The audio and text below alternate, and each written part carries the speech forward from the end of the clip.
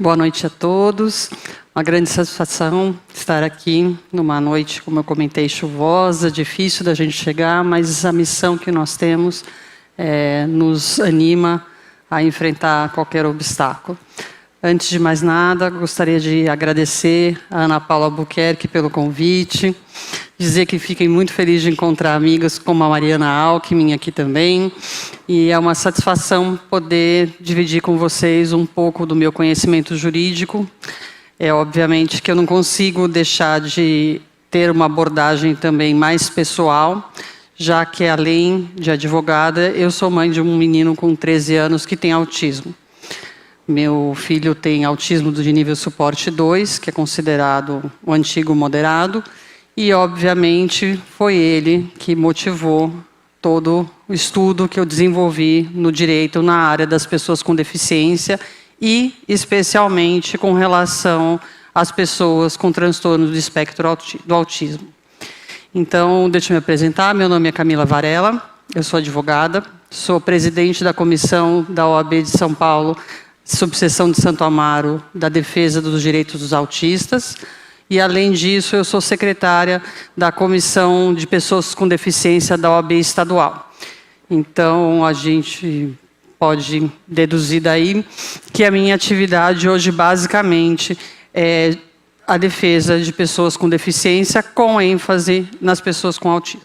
Dentro desse cenário, acredito que amanhã vocês vão ter a oportunidade, com outra palestrante, de falar sobre os direitos em geral dos autistas, direito do acesso à saúde, direito ao acesso à educação, ao lazer, ao esporte, tudo que foi falado aqui de certa forma.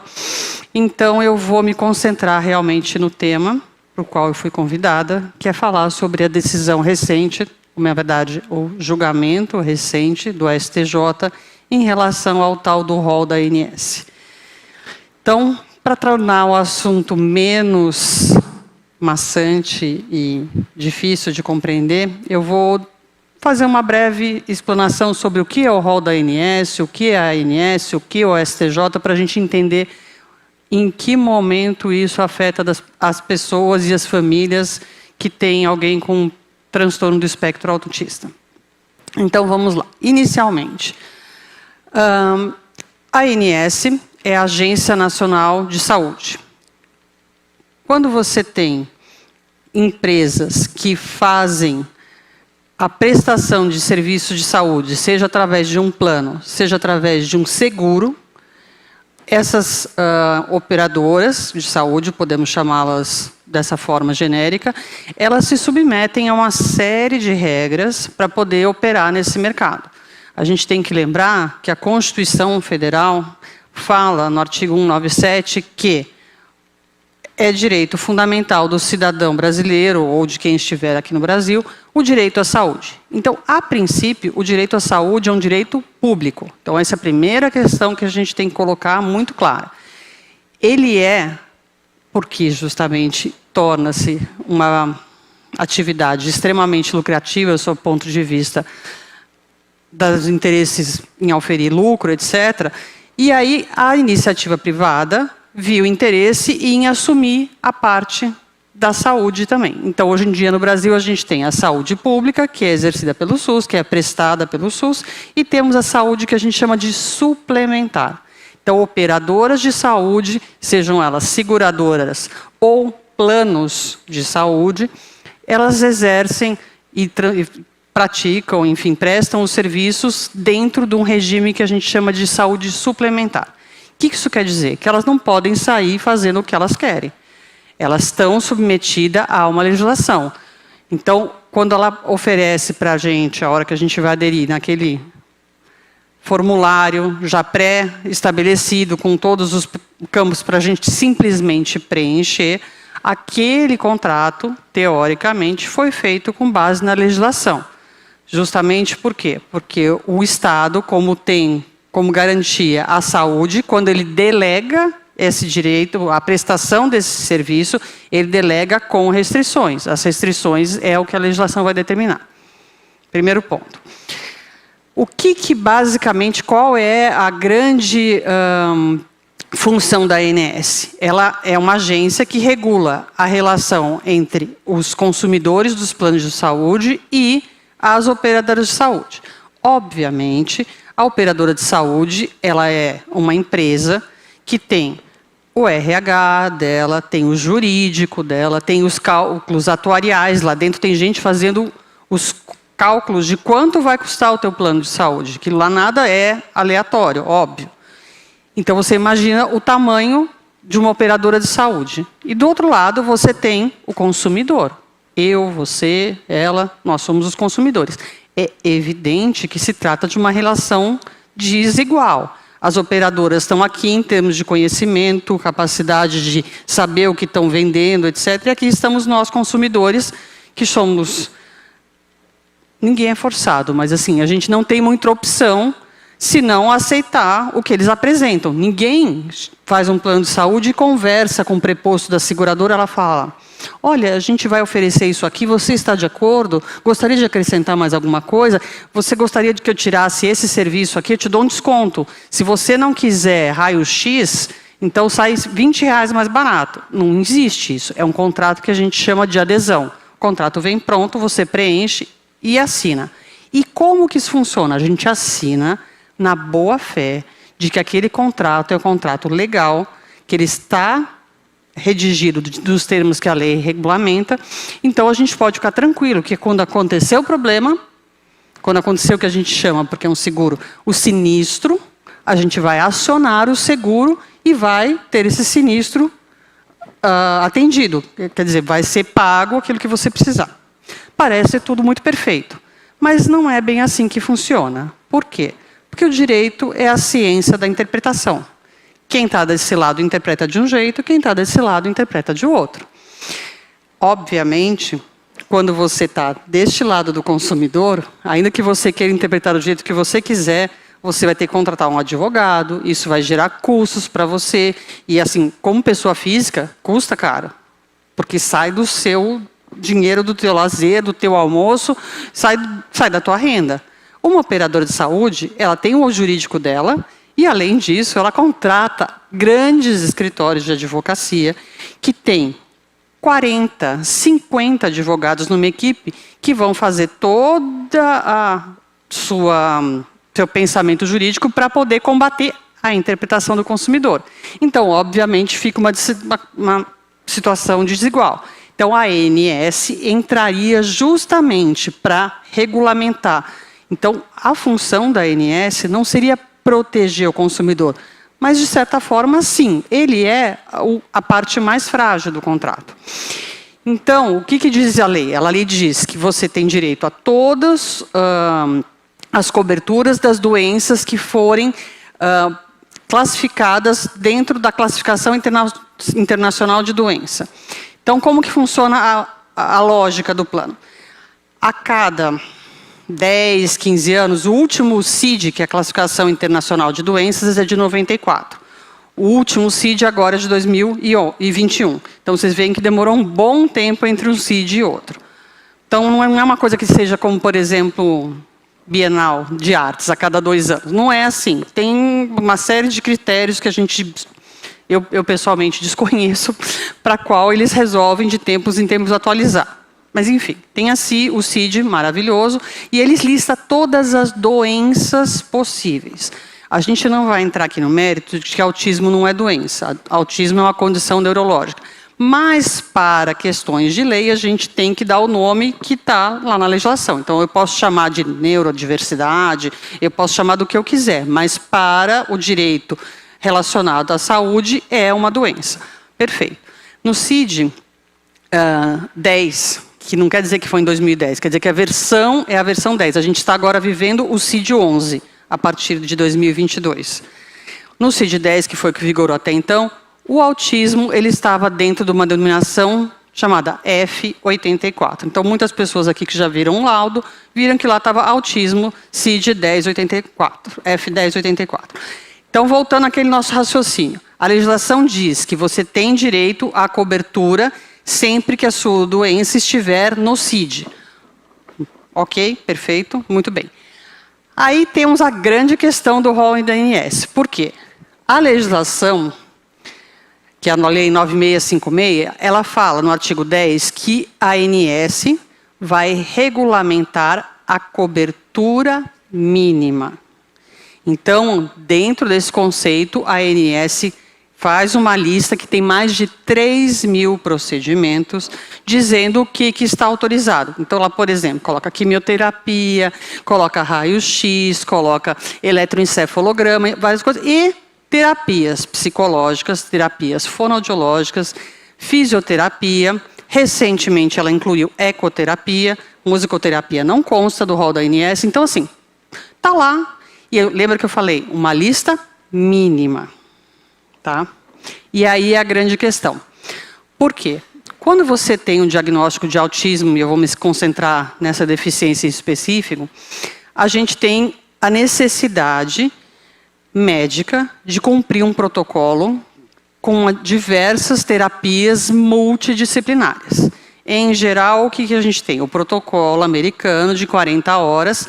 Dentro dessas 40 horas entram psicologia, fono, TO, com integração sensorial, enfim. O médico faz um pacote ali, imaginando o que a criança vai precisar, e coloca 40 horas. A gente já tem estudos, inclusive do Mackenzie, que falam que o protocolo mínimo são 20 horas. Então, mínimo é 20 horas para você realmente ter um avanço. Menos do que isso, não é cientificamente válido a intervenção. É a mesma coisa que você não dá, né? Então, assim, é o que eu falo.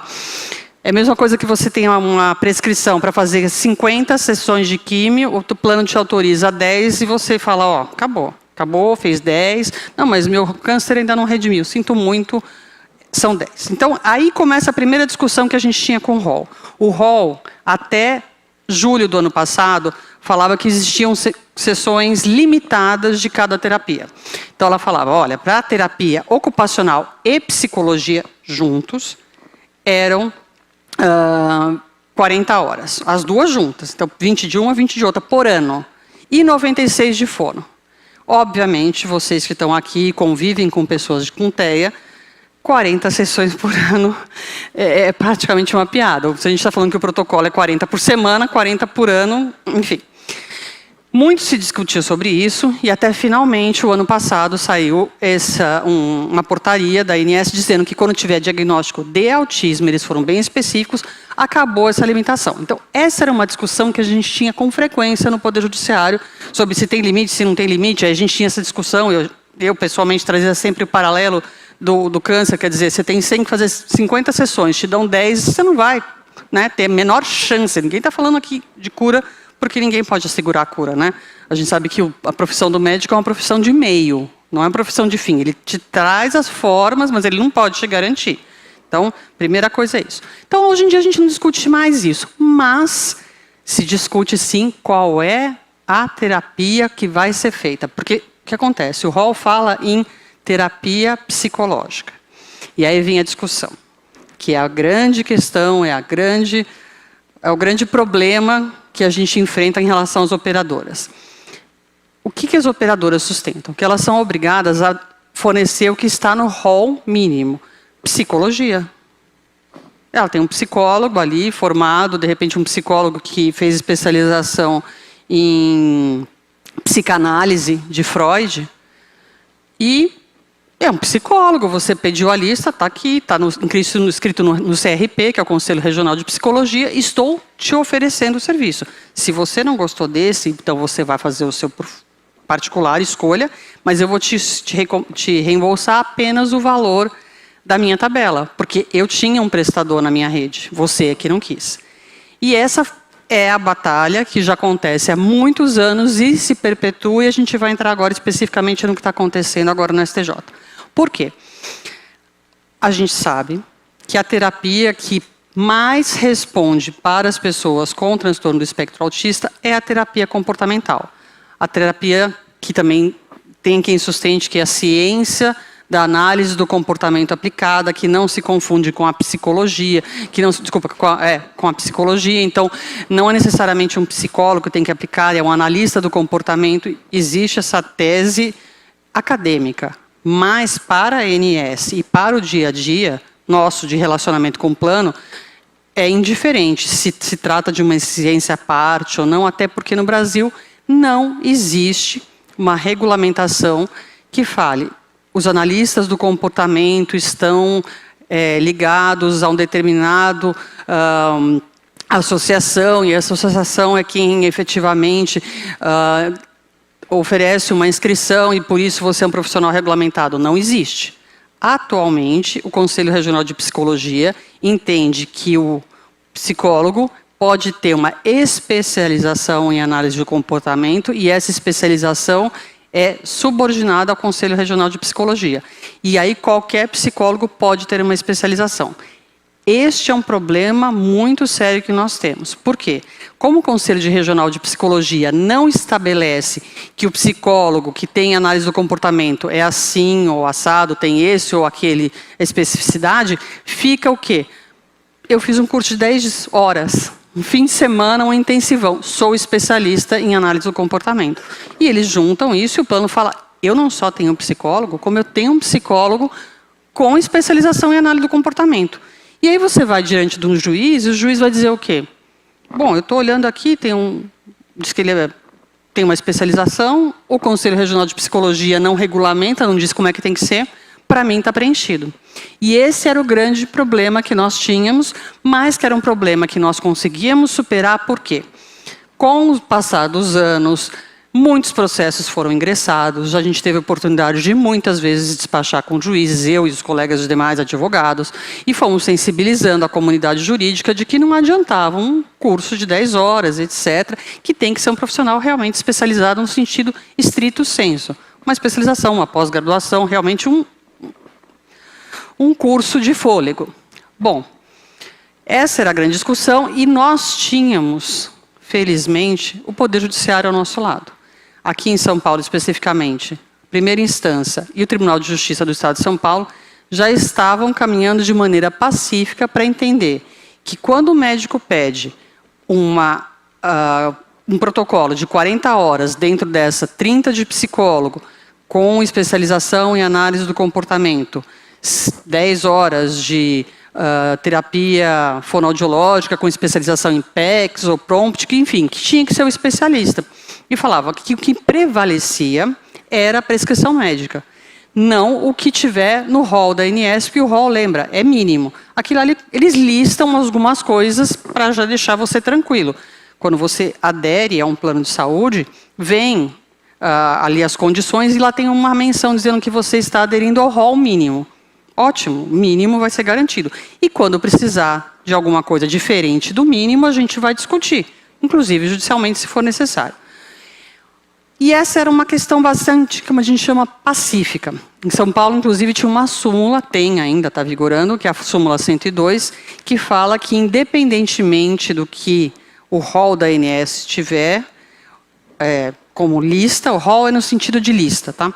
Então, ele fala que, independentemente do que estiver na lista da ANS, cabe ao médico prescrever o tratamento, porque é o médico daquela pessoa que conhece as necessidades dela. Não adianta, por exemplo, que está também se caminhando para ir para a perícia analisar se a pessoa precisa do ABA ou não. O perito vai ver aquela criança durante 40 minutos, 1 hora, é completamente diferente do médico que já acompanha a criança, que já testou diferentes equipes. A criança começa com uma equipe, está indo bem, a pessoa da equipe sai por N motivos para abrir sua própria clínica, está grávida, resolveu mudar de país, a criança com a pessoa nova não funciona, tem que trocar de clínica, enfim.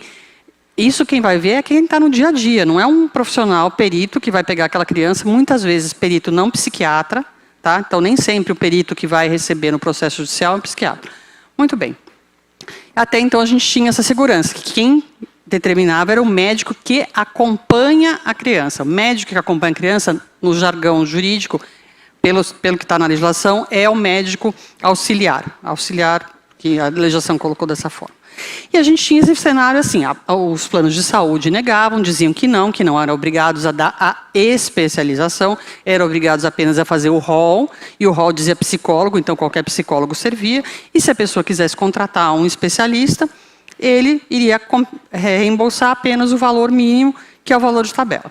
A gente tinha essa negativa, ia no judiciário, procurava a primeira instância, geralmente conseguiu o que a gente chama de liminar. A liminar era confirmada em sentença, porque vocês sabem que um processo no Brasil tem uma duração média de 4 a 5 anos. Então a pessoa entrava com a ação, pedia a liminar, que é justamente uma decisão dada no começo do processo. Por quê? Estamos geralmente com crianças, na melhor das hipóteses, com 1, 2 anos tiveram diagnóstico, e ela não pode esperar 5 anos a duração do processo para poder ter o seu direito garantido. Por quê? Porque o cérebro tem plasticidade e essa plasticidade vai ser perdida em 5 anos. Então a gente tem que garantir desde já o tratamento. Isso é a liminar. Dada a liminar, a gente continuava. A gente tinha a sentença.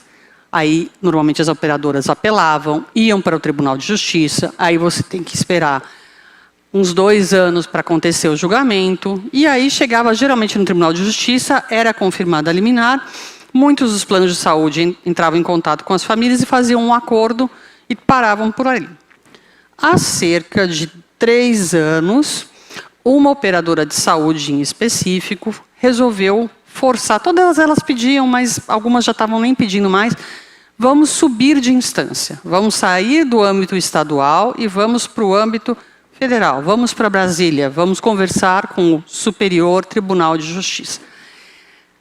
Os processos no Brasil, só para vocês entenderem, bem simplesmente, tem a primeira instância, que são nas cidades, ou no caso de São Paulo, dos bairros, então você tem o Fórum de Pinheiros, Fórum de Vila Mariana e tal, julgado ali, você sobe para uma instância estadual, que é o Tribunal de Justiça do Estado de São Paulo, que recebe casos de Bauru, São José do Rio Preto, vem tudo para cá, para o Tribunal de Justiça. Ótimo.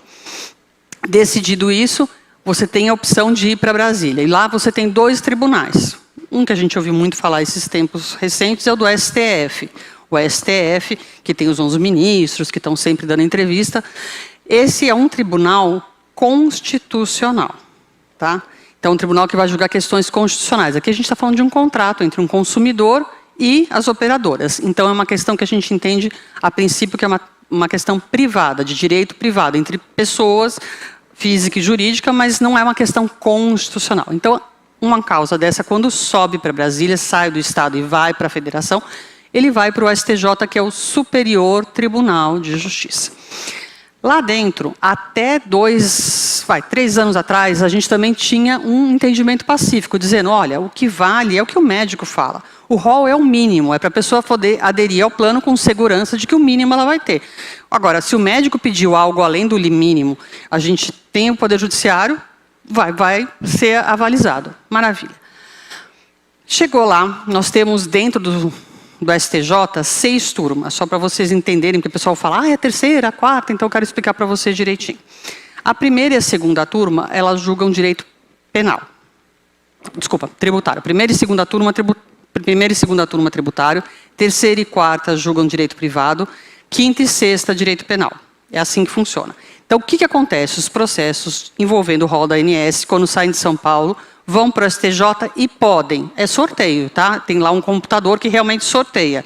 Por isso que é o grande pavor das pessoas. Por quê? Você tem a terceira turma e a quarta turma.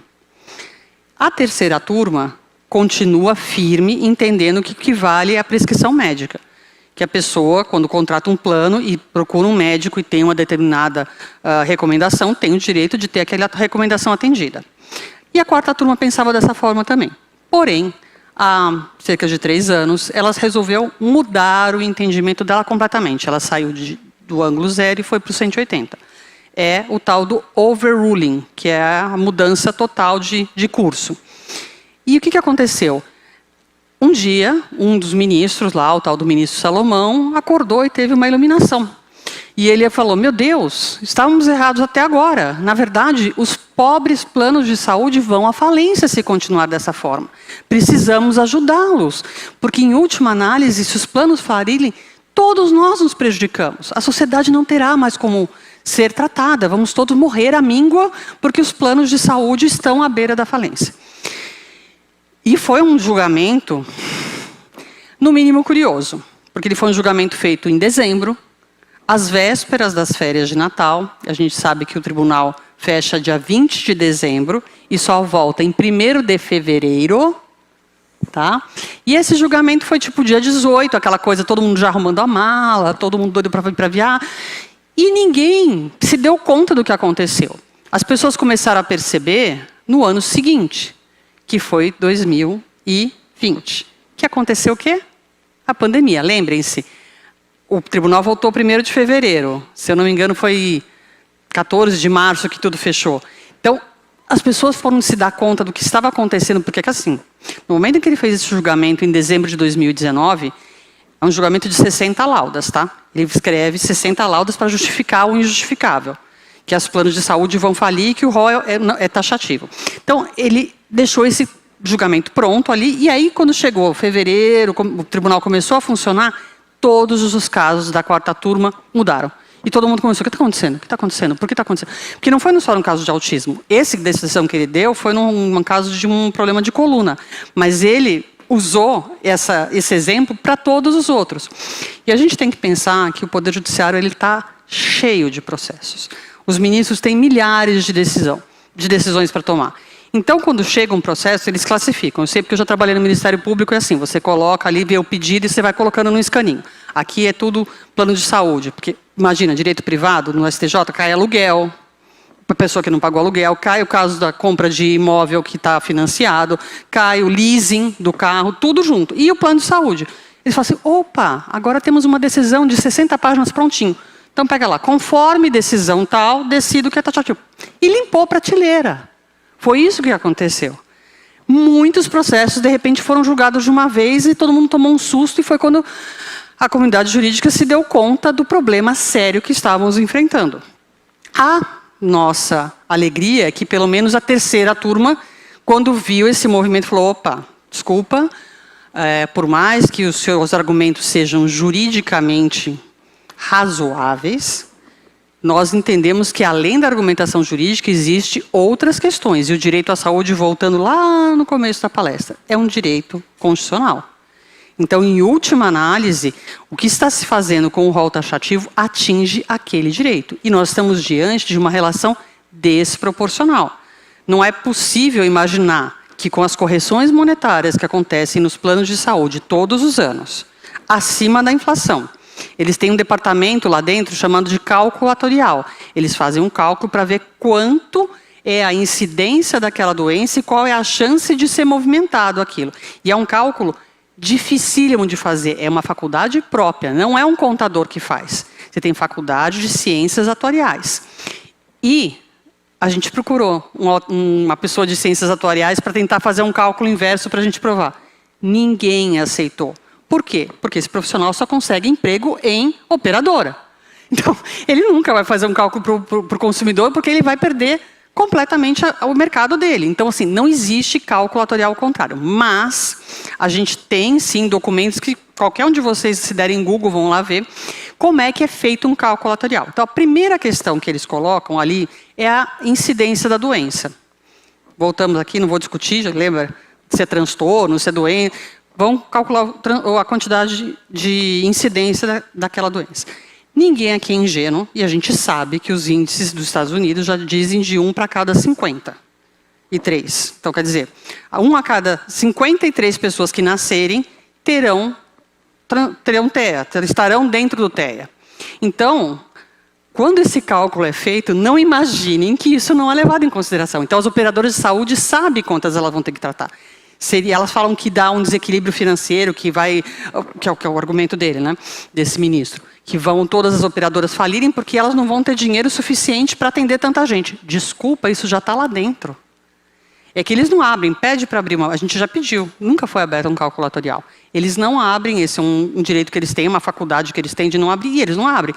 E simplesmente alegam, não, mas a quantidade de diagnósticos está aumentando e a gente não vai conseguir suportar. Isso é uma falácia, um argumento que eles trazem sem nenhuma prova. Então, essa é uma das questões fundamentais.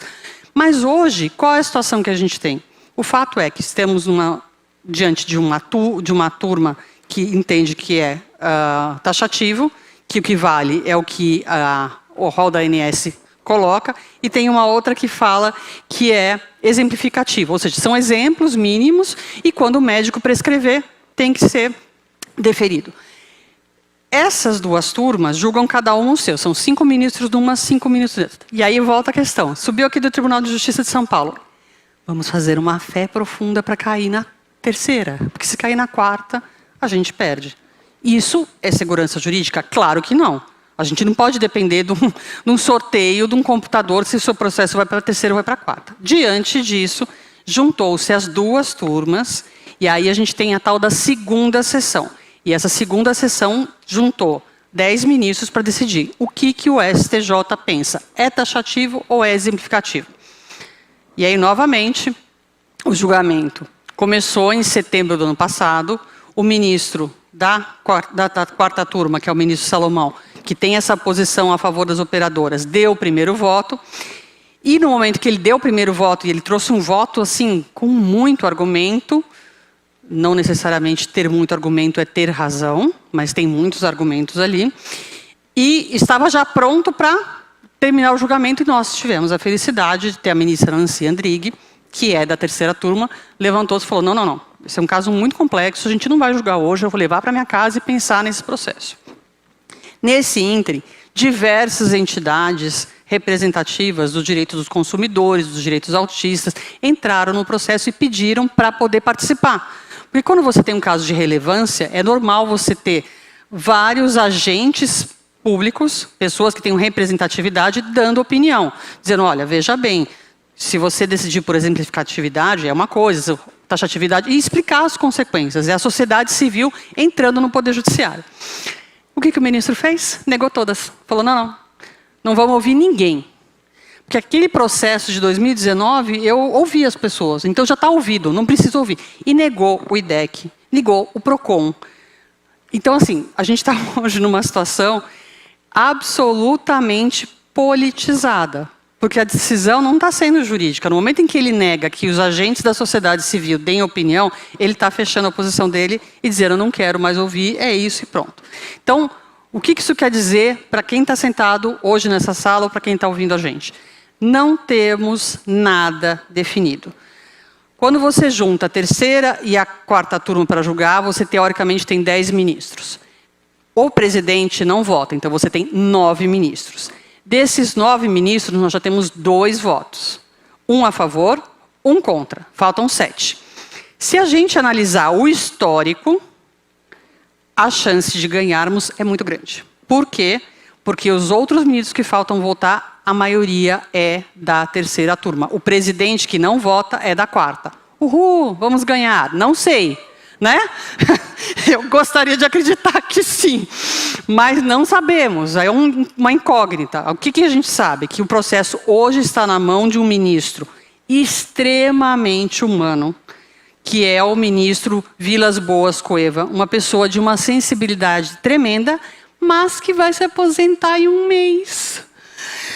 Exatamente, em 1 mês ele se aposenta. Então estamos torcendo para que ele dê o voto antes de se aposentar, entendeu?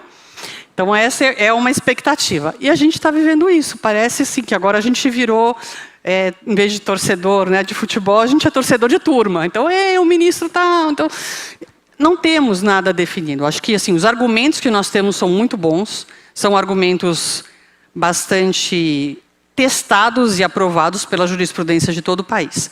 Mas trago boas notícias, né? Hoje é um dia triste, né? Sexta-feira, chovendo, vamos ter boas notícias. Em última análise, se perdermos no STJ, o que todos nós acreditamos, vamos para o STF. Vamos para o STF porque o direito à saúde, em última análise, é um direito constitucional. Então, assim, isso é uma questão que a gente tem uma angústia, uma ansiedade, porque a coisa demora para ser decidida, mas temos também a esperança. Eu vou agora ser um pouco mais específica em relação estamos dentro de um ambiente religioso, eu acho que a gente tem que ter fé. Fé na justiça. Não vou dizer qual a fé que você professa, mas você tem que ter fé na justiça. E eu sou uma pessoa que tem fé na justiça. Eu acho que a gente tem pessoas lá dentro, como a ministra Nancy, que fez um voto de 2 horas, o voto dela. E assim ela foi ponto por ponto, colocando de maneira muito humanista, muito verdadeira, os direitos que vão ser afetados se efetivamente for decidido que esse rol é taxativo. Por que vai ser afetado?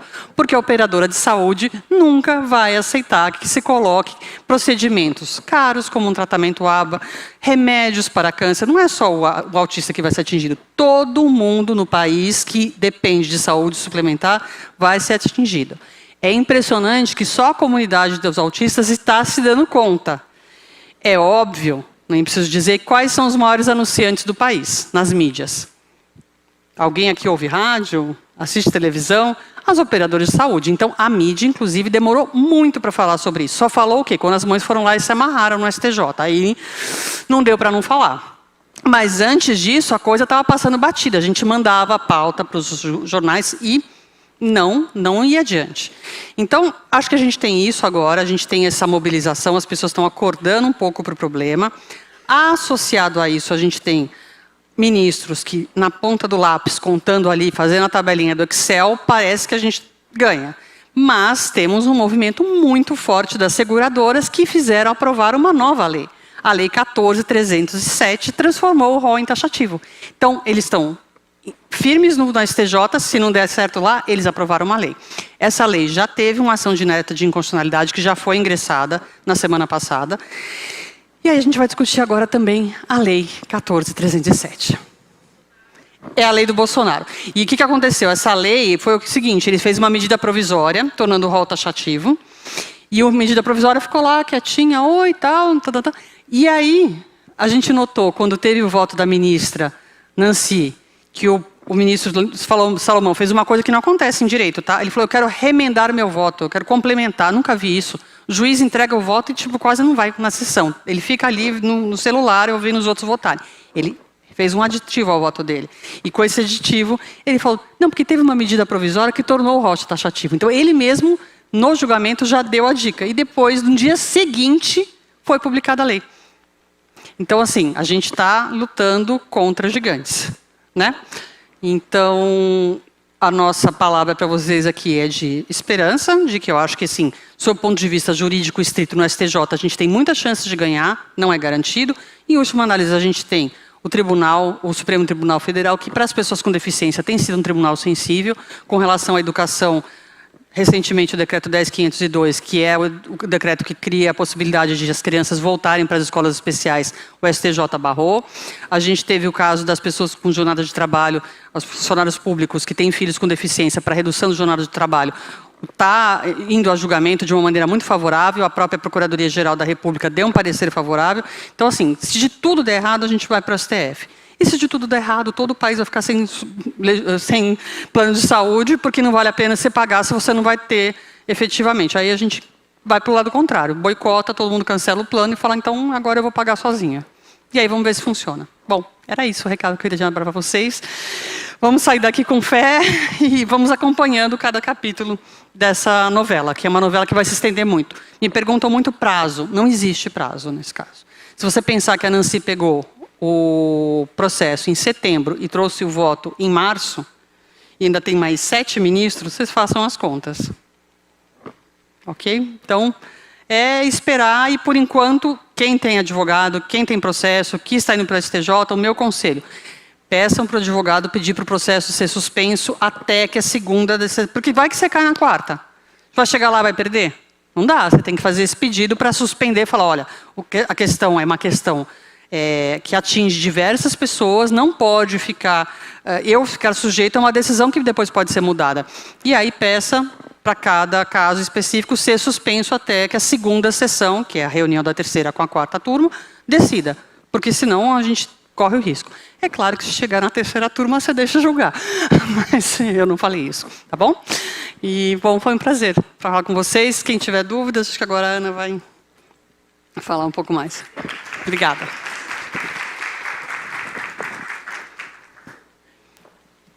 Já ia te chamá-lo. É muita coisa, né?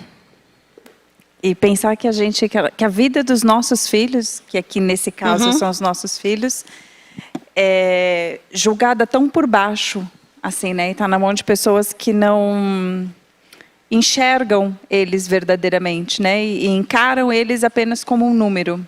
Sem dúvida. É muito triste isso. A gente já passou por alguns processos, né? Inclusive com a Camila, do Lu, do meu filho, mas não foi contra o plano de saúde, foi contra o governo do estado, e que foi um processo bem delicado, bem difícil, e para a gente conseguir, mesmo ganhando... É difícil executar, é aquela coisa, você consegue o direito, mas entre você conseguir o reconhecimento e conseguir executar, existe um abismo tremendo, que a gente precisa construir uma ponte de formiguinha, que eu sempre falo para os pais que procuram o Poder Judiciário para resolver esses conflitos: não desista, porque o objetivo tanto do Estado quanto dos planos de saúde é que você desista, você se canse e fale, não aguento mais, sabe, chega, para mim deu. E é com esse fator que eles trabalham. Eu vou dizer isso para vocês porque antes de eu trabalhar com essa área, eu trabalhei 14 anos na área tributária. Inclusive, trabalhava para um grande escritório, aqueles que têm mais de 200 advogados, e um dos nossos clientes era a Sul América. E aí já o raciocínio é o contrário. Muitas vezes o governo fazia leis que são inconstitucionais, mas ele sabia que do universo de 1.000 empresas, 10 iam processar, e as outras todas, 990, iam pagar. Então, para o plano de saúde vale a mesma coisa, eles sabem que 10% vai processar.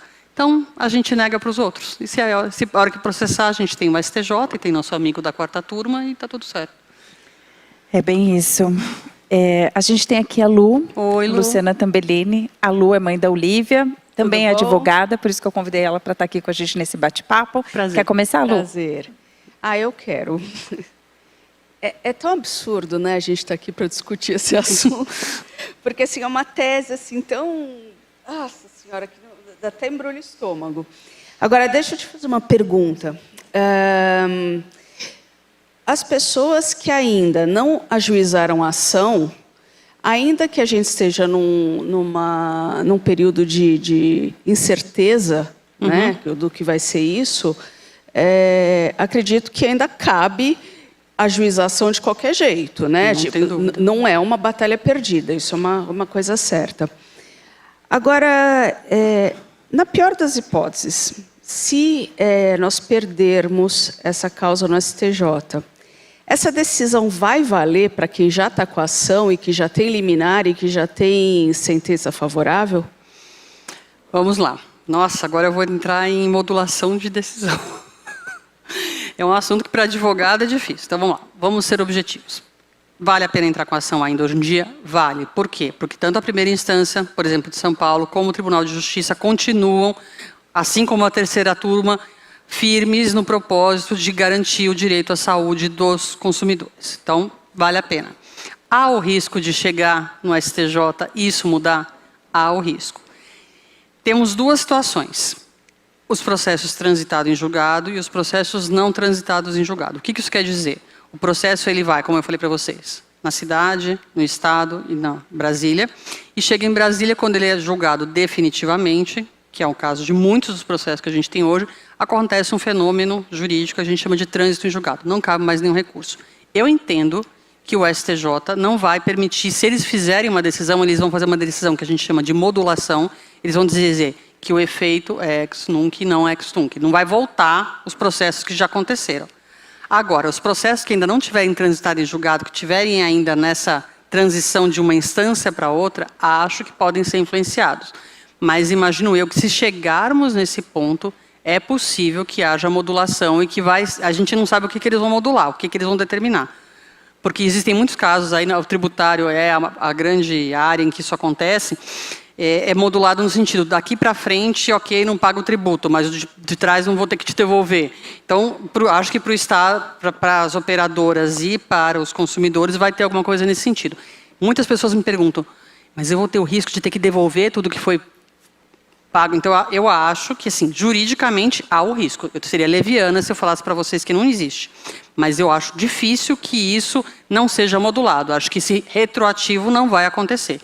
Então, eu acho que quem está entrando com a ação, quem já está com a ação em curso, mas não transitou em julgado, não deve temer ter que devolver o que for pago pelo operador nesse serviço. Mas não sou, novamente, responsável de dizer que isso é impossível.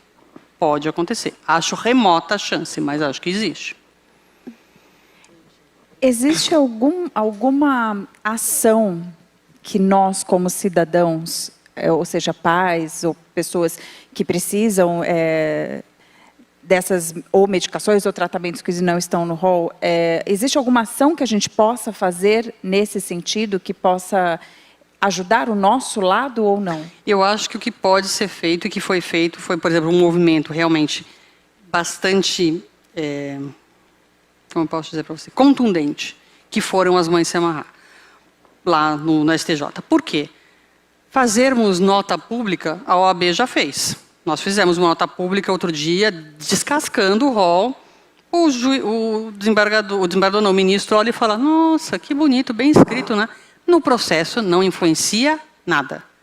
No momento em que ele não deixou as entidades de sociedade civil participarem, como a gente fala, como na qualidade a gente chama de amigo da corte, para dar opinião, ele fechou as portas. Ele não está disposto a ouvir minimamente. Eu não sei se vocês se recordam, se alguém acompanhou o julgamento, a ministra falava, vamos pautar porque tem mães lá fora no sol.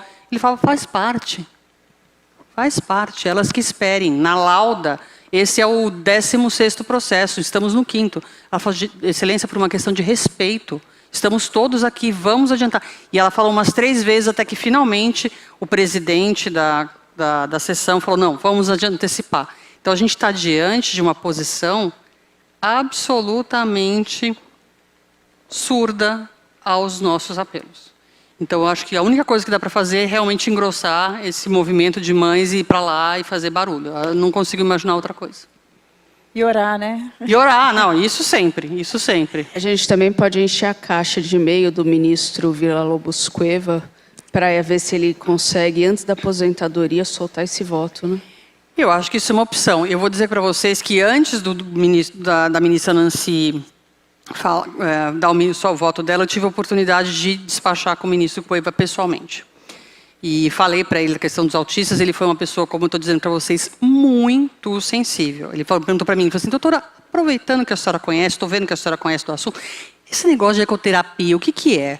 Então, assim, ele está querendo saber. Eu acho que ele vai ler com um olhar bastante cuidadoso. E não imagino, aí posso ser ingênua, talvez, que ele peça para ver esse processo e não deu voto. Eu acredito, pelo que eu conversei, eu pessoalmente, Camila, com este ministro, eu acho que ele vai soltar um voto e acho que vai ser um seu voto muito bom. Acho que, eventualmente, ele pode julgar que a questão não é se o rol é exemplificativo ou taxativo. Acho que, provavelmente, ele vai dizer que o caso do autismo nem se submete a esse caso. Eu acho o seguinte, neste momento estão sendo julgados 2 casos, ao mesmo tempo, eles estão reunidos. Um é de uma criança com autismo, outra é de um rapaz com esquizofrenia que precisa fazer eletroestimulação.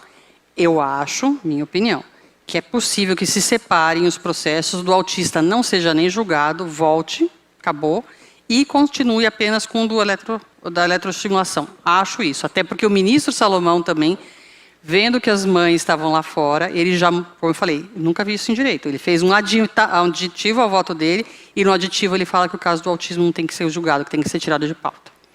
Porque ele percebeu, inclusive, que é a única comunidade que realmente se mobiliza. Pois é, né? Porque a gente precisa, não né? é? Eu quero mostrar para vocês um livro que a doutora Camila vai estar lançando amanhã, mas vocês estão tendo o privilégio, porque ela trouxe hoje aqui para vocês, então ela vai lançar para vocês, ela vai estar lá no auditório, que é Os Direitos da Pessoa com Autismo e Outras Deficiências, que é este aqui. Tá bom? Então, neste caso, eu vou dar um tempinho um pouquinho maior para vocês irem lá conversar com ela, conhecerem o livro, mas não muito, né? Porque a gente tem o presbítero Milton Flávio, que já chegou, que vai fazer o nosso encerramento, e é importante. Então, a gente já vai encerrar essa parte, Ok. para que a Camila possa ir lá, dar um pouquinho de atenção para vocês. Vou dar para vocês 7 minutos, tá bom? E aí eu já chamo vocês de volta. Camila, gente, você viu minha intimidade, né? Já não é mais doutora Camila. Por favor. É Camila. Muito obrigada, né? Eu acho que a gente precisava, a gente tem um grupo do GEPANDA e as mães estavam desesperadas, né, por informações e por esperança e por entender realmente a realidade, porque vem informações de tudo quanto é tipo e às vezes essas informações são desencontradas. E a gente está num ano de eleição e aí fica mais polarizado, intenso isso, né? Então, muito obrigada pela sua explanação sobre tudo isso. Lu, muito obrigada por sempre estar aqui comigo, me ajudando, né? E agora, tá bom, gente? 7 minutinhos. Na verdade, ó, são 20h11. Deixa eu perguntar para o presbítero Milton, podemos começar 20h20? Então, às 20h20 a gente volta, tá bom?